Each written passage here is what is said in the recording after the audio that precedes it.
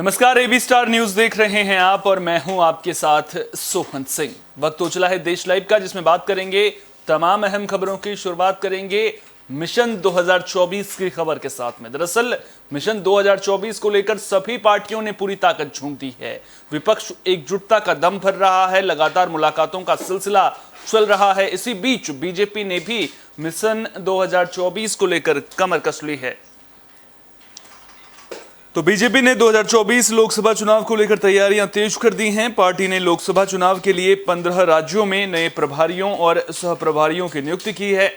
Party के राष्ट्रीय महासचिव अरुण सिंह ने जानकारी दी कि पार्टी अध्यक्ष जेपी नड्डा ने सभी नामों की लिस्ट पर मुहर लगाकर उसे तत्काल प्रभाव से लागू कर दिया है। जारी की गई लिस्ट के मुताबिक विनोद तावड़े को बिहार, ओम माथुर को छत्तीसगढ़, बिप्लब कुमार देब को हरियाणा, लक्ष्मीकांत वाजपेयी को झारखंड, प्रकाश जावड़ेकर को केरल, राधा मोहन अग्रवाल को लक्षद्वीप, पी मुरलीधर राव को मध्य प्रदेश, विजय रूपाणी को पंजाब और चंडीगढ़, तरुण चुग को तेलंगाना, अरुण सिंह को राजस्थान, महेश शर्मा को त्रिपुरा, मंगल पांडे को पश्चिम बंगाल और संबित पात्रा को पूर्वोत्तर का प्रभारी बनाया गया है।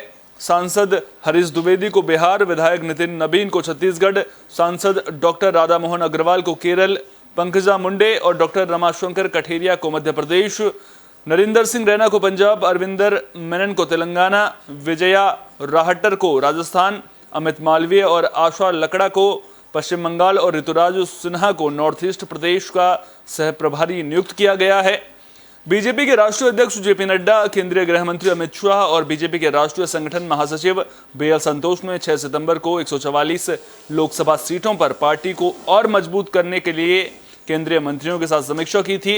इस दौरान इन सीटों को जीतने की रणनीति तैयार की गई। ये वो सीटें हैं जिन पर बीजेपी 2019 के लोकसभा चुनाव में दूसरे या तीसरे नंबर पर रह गई थी या जिन वजह से वहां पर कभी जीत दर्ज नहीं कर सकी थी। तो बैठक के बाद अब जिस तरह से प्रभारियों की नियुक्ति की गई है, ऐसे में ये तय माना जा रहा है कि बीजेपी कोई भी कोर कसर 2024 के लोकसभा चुनाव को लेकर नहीं छोड़ना चाहती है। लिहाजा तैयारियां तेज नजर आ रही हैं। देखना दिलचस्प होगा कि अगर विपक्ष एकजुट होता है तो बीजेपी कैसे विपक्ष का मुकाबला करती है।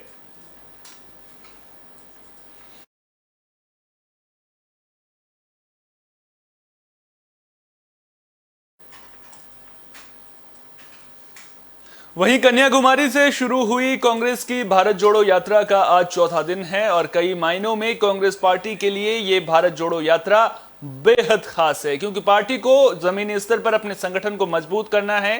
साथ ही साथ जनता से संवाद स्थापित कर ये जानने की कोशिश करनी है कि आखिर जनता के मन में क्या चल रहा है। 3570 किलोमीटर लंबी ये यात्रा 5 महीने तक चलेगी और 12 राज्यों से होकर गुजरेगी।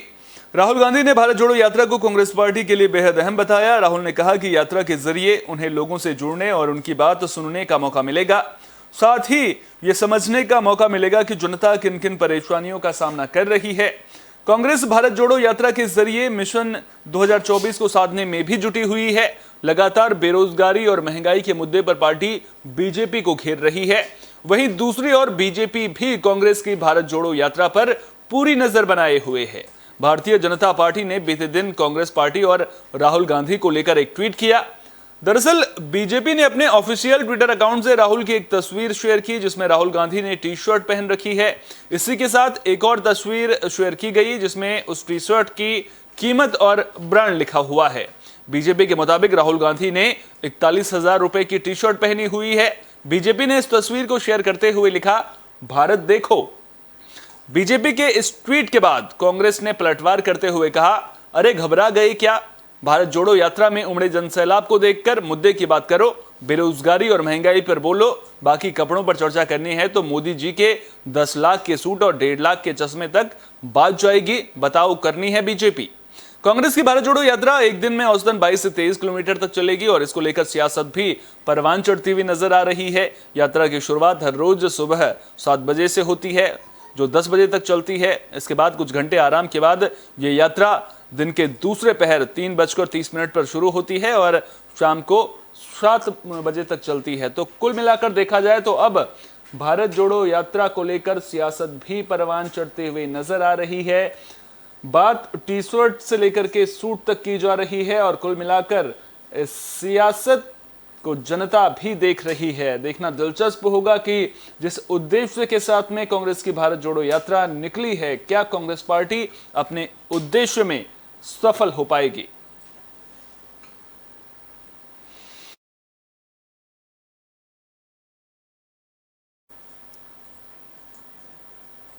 झारखंड के गढ़वा से हैरान करने वाला मामला सामने आया है। यहां भी दुमका जैसी वारदात देखने को मिली है। दरअसल एक शख्स पर पेट्रोल छिड़ककर आग सिर्फ इसलिए लगा दी गई क्योंकि वो झगड़ा होने पर बीच बचाव करने के लिए गया था और सिर्फ उसने इतना पूछा था कि आखिर तुम लड़ क्यों रहे हो। तो झारखंड के गढ़वा से दुमका जैसी घटना सामने आ रही है। यहां एक युवक पर पेट्रोल छिड़ककर उसे जिंदा जलाने की कोशिश की गई। मामला उंटारी थाना इलाके के चित्त विश्राम गांव में शुक्रवार रात करीब 8:15 बजे का है। इस घटना में 37 साल का युवक दीपक सोनी बुरी तरह से जल गया है, जिसे इलाज के लिए नगर उंटारी अनुमंडल अस्पताल में भर्ती किया गया है। अनुमंडल अस्पताल में प्राथमिक उपचार के बाद युवक को बेहतर इलाज के लिए सदर अस्पताल रेफर कर दिया गया। इस घटना के बाद पुलिस अलर्ट नजर आ रही है। अभी तक आरोपी की गिरफ्तारी की खबर नहीं मिली है। घायल युवक दीपक सोनी से मिली जानकारी के मुताबिक कसमुद्दीन और एक अन्य युवक लड़ रहे थे। आवाज सुनकर मौके पर पहुंचे दीपक सोनी ने जब ये पूछा कि क्यों लड़ रहे हो, तो कसमुद्दीन ने यह कहते हुए पेट्रोल छिड़ककर आग लगा दी कि क्या तू मेरा मालिक है। जानकारी के मुताबिक कसमुद्दीन पेट्रोल भी बेचता है। मामले की जानकारी मिलते ही थाना प्रभारी योगेंद्र कुमार मौके पर पहुंचे और छानबीन शुरू की। साथ ही युवक को अस्पताल में भर्ती भी कराया गया है।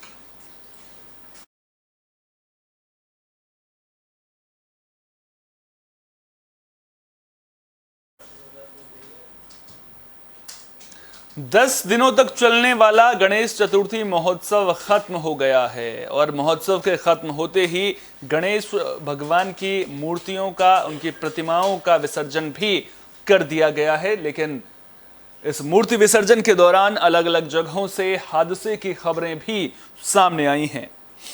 इस दौरान डूबने की कई घटनाएं सामने आई हैं। यूपी और हरियाणा में मूर्ति विसर्जन के दौरान डूबने से 15 लोगों की मौत हो गई।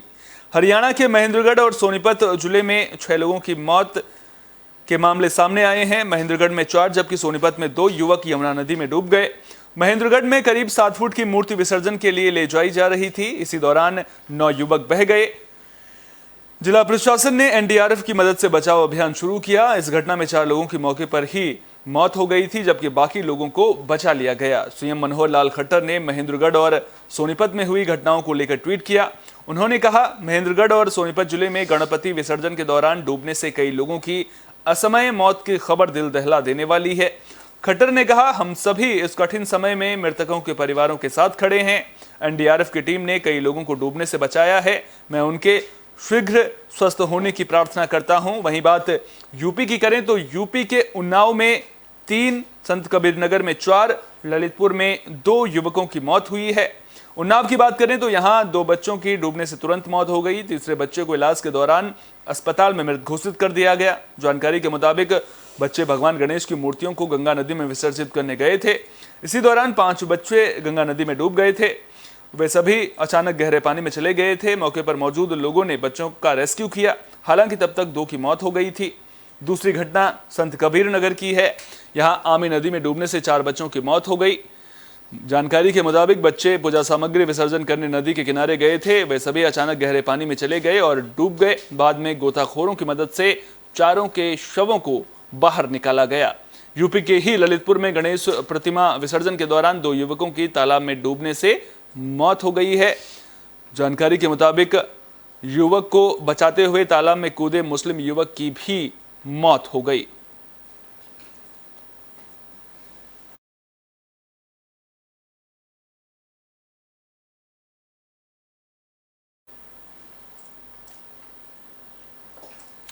देश बुलेट ट्रेन का इंतजार कर रहा है। सवाल पूछ रहा है कि आखिर बुलेट ट्रेन देश में कब पहुंचेगी। लेकिन इस बीच एक बड़ी खबर यह सामने आ रही है कि वंदे भारत एक्सप्रेस ने बुलेट ट्रेन का रिकॉर्ड तोड़ दिया है। जी हां, ट्रायल रन के दौरान वंदे भारत एक्सप्रेस ने बुलेट ट्रेन का रिकॉर्ड तोड़ दिया है। तीसरी और नई वंदे भारत एक्सप्रेस ने ट्रायल रन के दौरान केवल 52 सेकंड में 0 से 100 किलोमीटर प्रति घंटे की गति तक की रफ्तार पाकर बुलेट ट्रेनों का रिकॉर्ड भी तोड़ दिया है। रेल मंत्री अश्विनी वैष्णव ने शुक्रवार को इसकी जानकारी दी।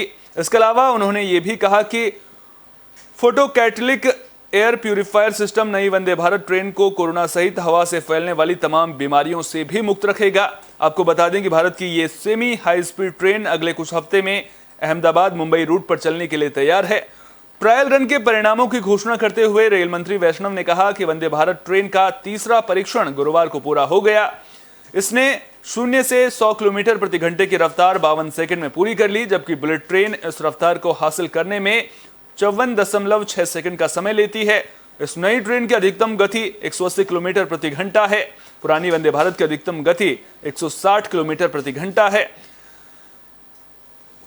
वैष्णव ने बताया कि आरामदायक यात्रा के लिए इस ट्रेन में कई सुविधाएं भी मौजूद हैं। गुणवत्ता और सवारी सूचकांक में सुधार हुआ है। इन मापदंडों पर ट्रेन का स्कोर 3.2 है, जबकि विश्व स्तर पर सर्वश्रेष्ठ स्कोर 2.9 है। फोटोकैटलिटिक एयर प्यूरिफायर सिस्टम नई वंदे भारत ट्रेन को कोरोना समेत हवा से फैलने वाली सभी बीमारियों से मुफ्त रखेगा। रेल मंत्रालय पायलट प्रोजेक्ट के तौर पर नए वंदे भारत में विषाणु रोधक यह सिस्टम लगाने जा रहा है।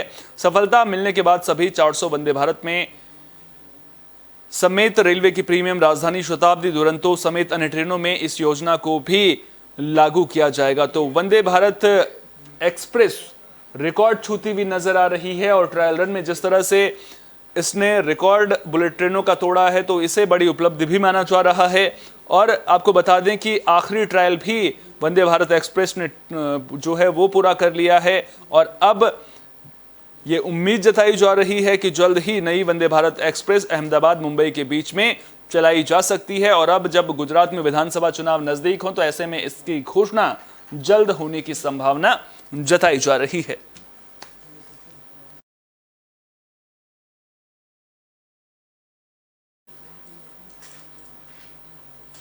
देश लाइव में फिलहाल के लिए इतना ही। देश दुनिया की तमाम अहम खबरों के लिए बने रहिए AB स्टार न्यूज के साथ, क्योंकि यहां पर खबरों का सिलसिला कभी नहीं थमता।